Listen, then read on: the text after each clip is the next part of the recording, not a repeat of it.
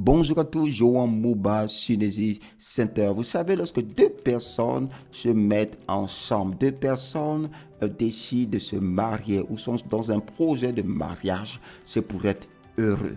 D'accord? C'est pour pouvoir vivre des moments agréables ensemble tout au long de sa vie, pas pour un moment.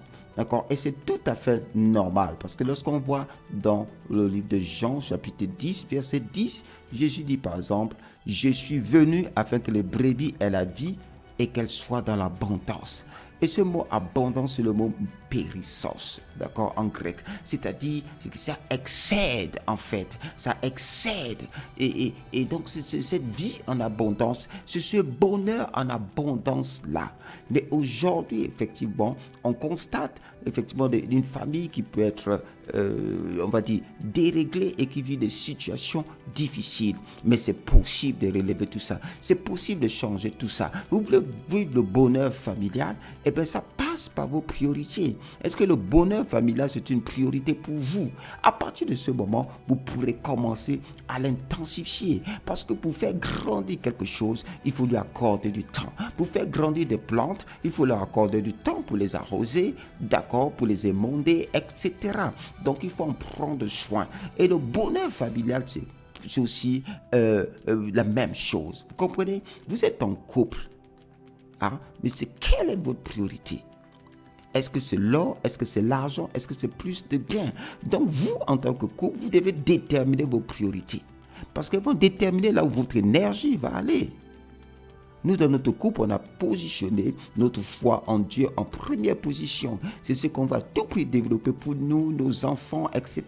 Donc, on va mettre du temps pour cela. Ensuite, on a mis la famille. Parce que nous ne voulons pas seulement être un couple qui honore Dieu. On veut honorer Dieu et aussi vivre cet épanouissement familial qu'il a promis dans sa parole. Et oui, nous voulons le vivre. Nous, on préfère être ensemble que vivre, et vivre d'amour que d'être éloigné à cause de la quête de gain. Vous comprenez ce que je veux dire? Parce qu'on avait l'opportunité d'être à des endroits différents et gagner plus avec des emplois plus lucratifs. Non, mais nous avons choisi le plan de Dieu pour notre vie. Nous avons pris cette décision-là. Nous avons choisi. Donc, c'est à vous de choisir. Vous êtes libre de choisir, mais vous ne serez pas libre des conséquences. Vous comprenez? Donc, il faut des actions concrètes. Le bonheur familial est pour vous. Et pour l'amplifier, vous devez lui donner du temps et y mettre des actions. Le bonheur familial est pour toutes les familles, pas pour certaines. Non, c'est pour toutes les familles. Si on lit Genèse chapitre 12, verset 3, dans la deuxième partie, lorsque Dieu fait les promesses à Abraham, d'accord, il dit, et toutes les familles de la terre seront bénies en toi. Vous voyez, et toutes les familles de la terre seront bénies en toi. Vous voyez, donc c'est des bénédictions que Dieu veut pour des familles et pour toutes les familles de la terre, sans exception, c'est disponible. Vous pouvez vivre le bonheur familial, vous pouvez l'amplifier et pour cela vous devez réserver de temps en temps, par exemple, des jours de la semaine, d'accord, pour rester en famille, des moments. Vous allez instaurer, par exemple, des repas familiaux. Vous allez instaurer, par exemple, une retraite en famille, une aventure en famille, un voyage en famille, d'accord, vous allez, pendant ce temps, une retraite en famille, d'accord, pour chercher le conseil de Dieu dans la prière, la méditation. Et c'est ça, vous comprenez, les gens de prière qui doivent monter vers Dieu pour vous, c'est Seigneur, accorde-moi le bonheur familial, ce bonheur familial qui est dans ta parole. Montre-moi le chemin pour amplifier cela. Et oui, vous pouvez l'amplifier. Vous comprenez? Vous pouvez l'amplifier.